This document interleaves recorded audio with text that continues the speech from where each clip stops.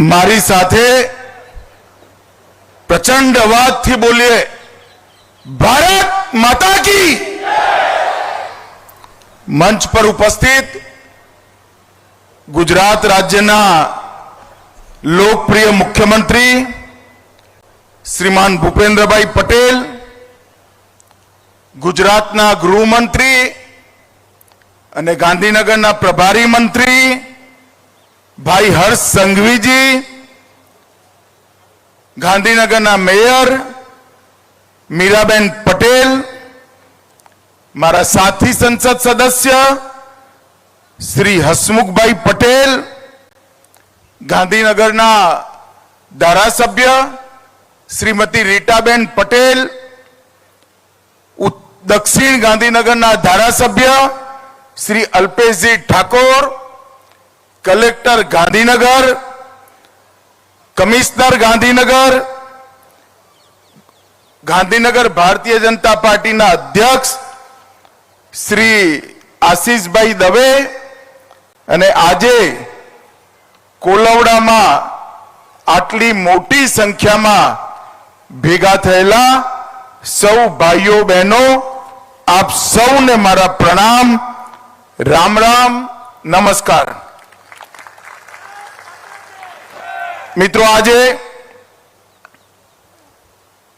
ગાંધીનગર લોકસભા ક્ષેત્રમાં લગભગ 700 કરોડના કામો કેવળ ને કેવળ ગાંધીનગર વિધાનસભા, ગાંધીનગર દક્ષિણ વિધાનસભા અને માણસા વિધાનસભાના આજે એનું લોકાર્પણ અને ખાતમુહૂર્ત થવા જઈ રહ્યું છે। હું ભૂપેન્દ્રભાઈનો હૃદયપૂર્વક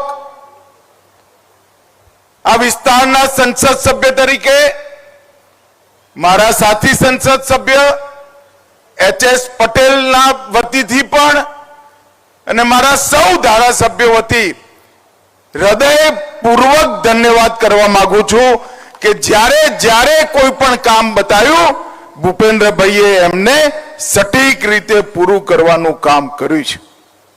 મિત્રો, આજે ગાંધીનગર મ્યુનિસિપલ કોર્પોરેશન દ્વારા 200 કરોડની 30 પરિયોજનાઓ, એનું લોકાર્પણ, 353 કરોડની 38 પરિયોજનાઓ, એનું ખાતમુહૂર્ત, ઘોડાની 7 પરિયોજનાઓનું 108 કરોડની પરિયોજનાઓનું લોકાર્પણ અને ગાંધીનગર જિલ્લા પ્રશાસનની 7 પરિયોજના જે લગભગ 60 કરોડ રૂપિયાની છે, કુલ મળી 707 કરોડના કામો આજે અહીંયા જન સુવિધા માટે ચાલુ કરવાનો કાર્યક્રમ છે। અનેક પ્રકારના કામો, સીવરેજ પ્લાન્ટ, ટીએસપીએસ ઇલેક્ટ્રિકલ અને મિકેનિકલના કામો,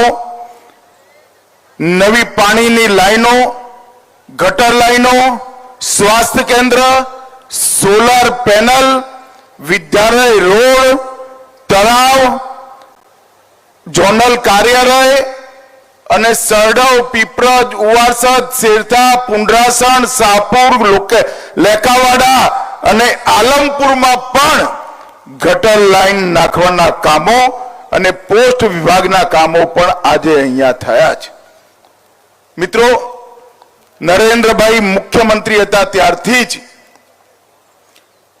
સમગ્ર ગુજરાતમાં વિકાસનો યજ્ઞ ચાલુ થયો અને नरेंद्र जब से देश के प्रधानमंत्री बने तब से गुजरात की ही तर्ज पर पूरे देश के विकास का काम मोदी जी ने हाथ में लिया और हर क्षेत्र में आज भारत विकसित बनने की दिशा में आगे बढ़ रहा है।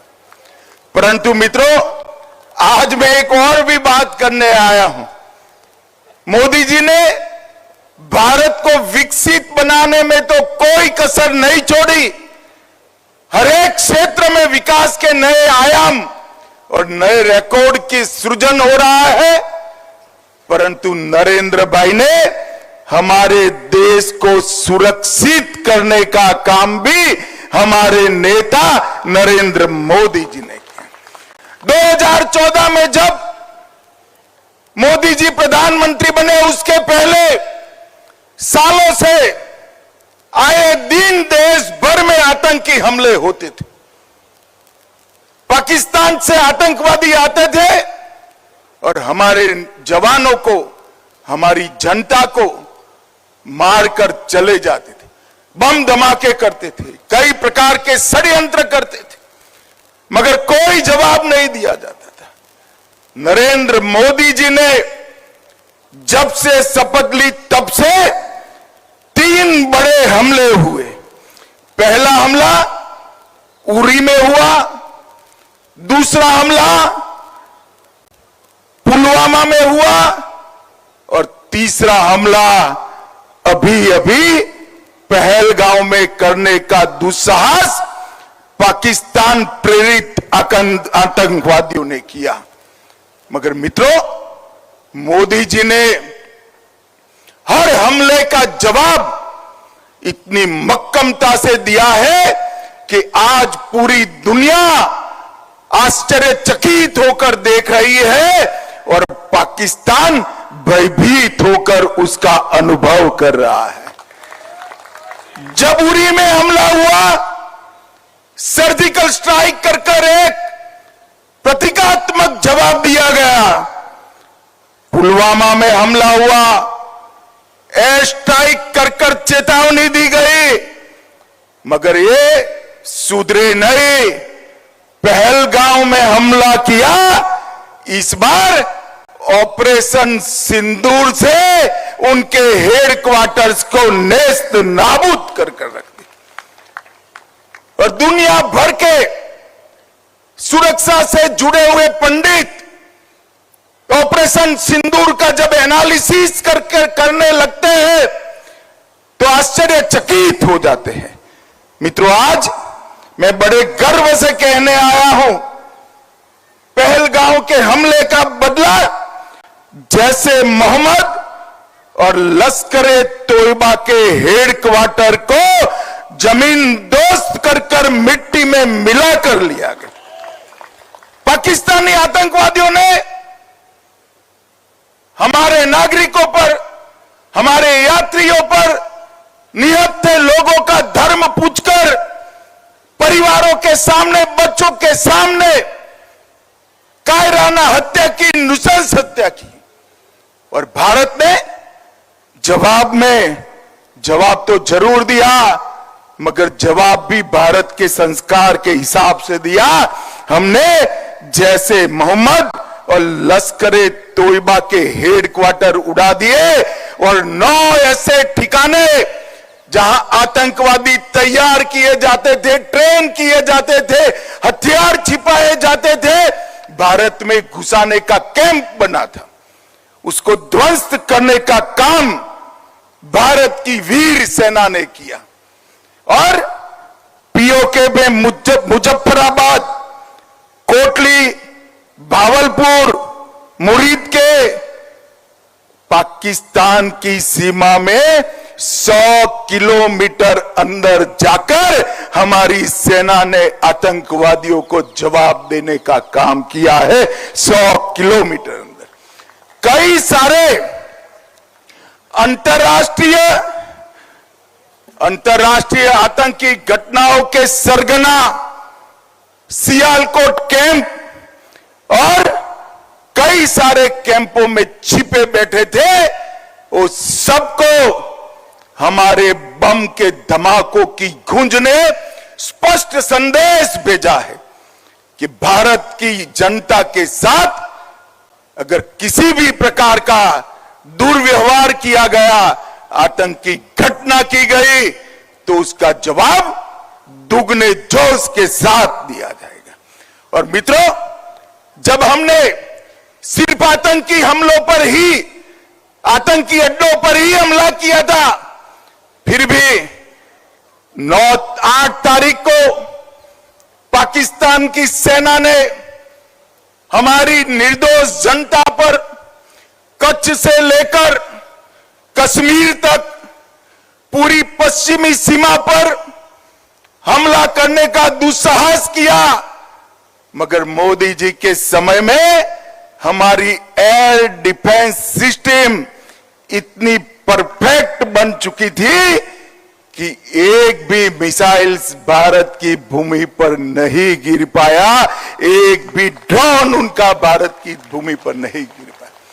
100 से ज्यादा दुर्दांत आतंकवादियों को समाप्त करने के बाद जब एक भी हमला भारत को नुकसान पहुंचाने के में सफल नहीं हुआ, पाकिस्तान की सेना अभी सोचती ही थी, और 9 तारीख को हमने 15 जगह पर, ये भी उनके एयरबेस पर, उनकी जनता को कोई नुकसान नहीं किया। एयरबेस पर नूर खान एयरबेस, सरगोदा का स्थान, सुकुर एयरबेस, कराची में मलिर कैंट, कई जगहों पर 15 स्थानों पर उनकी क्षमता को, वायु हमला करने की क्षमता को तहस नहस करने का काम भारत की सेना के वीर जवानों ने किया। और उसने बता दिया कि आप हमारी मिसाइल्सों को नहीं रोक सकते हो। मित्रों, और आज पूरा दुनिया के लोग जब इसका एनालिसिस कर रहे हैं, भारत की सेना के सामर्थ्य को आश्चर्यचकित और आनंदित होकर देख रहे हैं। और पहली बार आजादी के बाद भारत की सेना ने 100 किलोमीटर अंदर जाकर पाकिस्तानी कैंप्स, आतंकवादियों के कैंप्स को ध्वस्त करने का काम किया। और जो डराते थे कि हमारे पास एटम बम है, उनको लगता था उनकी धमकियों से डर जाएंगे, परंतु ऐसा नहीं हुआ। हमारे वायुसेना, थल सेना, जल सेना, तीनों सेनाओं ने ईंट का जवाब पत्थर से देने का काम किया। और मित्रों, आज पूरी दुनिया हमारी सेनाओं की मारक क्षमता की सटीकता, हमारी सेना के संयम और हमारे प्रधानमंत्री नरेंद्र मोदी जी की दृढ़ राजनीतिक इच्छा शक्ति की बुरी बुरी प्रशंसा आज पूरी दुनिया कर दी है। और आज मैं इस मंच से तीनों सेना के जवानों को, भारत की जनता और विशेषकर मेरे गांधीनगर लोकसभा क्षेत्र की जनता की ओर से मन पूर्वक सलाम करना चाहता हूं कि आपकी वीरता से हम सबका मस्तक गर्व से ऊंचा हुआ है। और हम सब के लिए एक और गर्व का विषय है कि गुजरात के ही सपूत, भारत माता के सपूत, गुजरात और पूरे देश की जनता इस विषय पर भी गर्व कर रही है कि एक ऐसा नेता भारत माता की कोख से जन्मा, जिसने भारत माता के मस्तक को ऊंचा करने का काम किया, देश को सुरक्षित करने का काम किया। और भाइयों बहनों, जब तक दुनिया में मिलिट्री ऑपरेशंस की चर्चा होती रहेगी, ये ऑपरेशन सिंदूर की भी चर्चा होगी। और ऑपरेशन सिंदूर, इसका नामकरण स्वयं प्रधानमंत्री ने किया, जो हमारी माताओं बहनों के सम्मान में किया। सिंदूर का सम्मान ये भारत का संस्कार है। ये दुनिया के सभी लोगों को एक साथ समाचार देने का काम ऑपरेशन का नाम सिंदूर रखने से ही हो गया। और वो सभी परिवारों को एक प्रकार से जो उनकी नुकसान हुआ उसकी तो भरपाई नहीं हो सकती, परंतु मोदी जी ने जो बिहार में वादा किया था, हम इसका बदला जरूर लेंगे, आतंकवादियों को मिट्टी में मिला देंगे, वो वादा उन्होंने जरूर पूरा कर दिया। मित्रों, फिर से एक बार मैं तीनों सेनाओं के जवान, इनके मुखिया और प्रधानमंत्री नरेंद्र मोदी जी को पूरे गांधीनगर क्षेत्र की लोक जनता की ओर से ढेर ढेर सारी बधाई देना चाहता हूं कि आपके इस कदम से पूरा देश गर्वान्वित हुआ है। भाइयों बहनों, आज अहिया 707 करोड़ना जे कामो थया, હું તમારા લોકસભાના સભ્ય તરીકે હિસાબ આપવા આવ્યો છું। મારા લોકસભાના સભ્ય થયા પછી 6 વર્ષમાં લોકસભામાં કુલ 25,000 કરોડના કામો થયા છે અને ગાંધીનગર ઉત્તર, રીટાબેન જરા આગળ આવો, તમે તાલી વગાડો રીટાબેન માટે, જોરથી તાલી વગાડો। રીટાબેનના નેતૃત્વમાં ગાંધીનગર ઉત્તર એકલામાં એક જ વિધાનસભામાં 4,260 કરોડ રૂપિયાના કામો, અને આ બધા કામો તમે અમારા તાલુકા પંચાયતના સભ્યને આપો, સરપંચને આપો, જિલ્લા પંચાયતના સભ્યને આપો, ધારાસભ્યને આપો, મારા કાર્યાલયમાં મોકલાવો। હું તો શું કરું? હું તો તમારો ટપાલી બની એ કામો ભૂપેન્દ્રભાઈને મોકલાવું, ભૂપેન્દ્રભાઈને હર્ષભાઈ એને પૂરા કરવાનું કામ કરે। એટલા માટે ભારત સરકારે વિકાસ માટે જે ફંડ એલોટ કર્યું, એના માટે દેશના વડાપ્રધાન નરેન્દ્ર મોદી સાહેબ અને ગાંધીનગર મતક્ષેત્ર માટે ગુજરાત સરકારે જે કામો કર્યા, એના માટે હું ભૂપેન્દ્રભાઈનો હૃદયપૂર્વક આભાર માનું છું અને આપ સૌને વિશ્વાસ આપવા માંગુ છું કે આવનારા દિવસોમાં પણ વિકાસની આ ગતિ ચાલુ જ રહેશે અને સુરક્ષા ચક્ર જે નરેન્દ્ર મોદી સાહેબે બનાવ્યું છે એ પણ અભેદ રહેશે, એમાં કોઈએ શંકા રાખવાની જરૂર નથી। ફરી એકવાર મારી સાથે ભારત માતાની જય અને વંદે માતરમના જય ઘોષ કરી આપણી ત્રણેય સેનાઓના વડા અને સૌ વીર બહાદુર સૈનિકોને આપણે એમના સમર્થનમાં જોડાઈએ। બંને હાથ ઊંચા કરો, જરા બંને હાથ ઊંચા કરો, મુઠ્ઠી ભીંચી પ્રચંડ અવાજથી મારી સાથે બોલો, ભારત માતા की वंदे वंदे वंदे।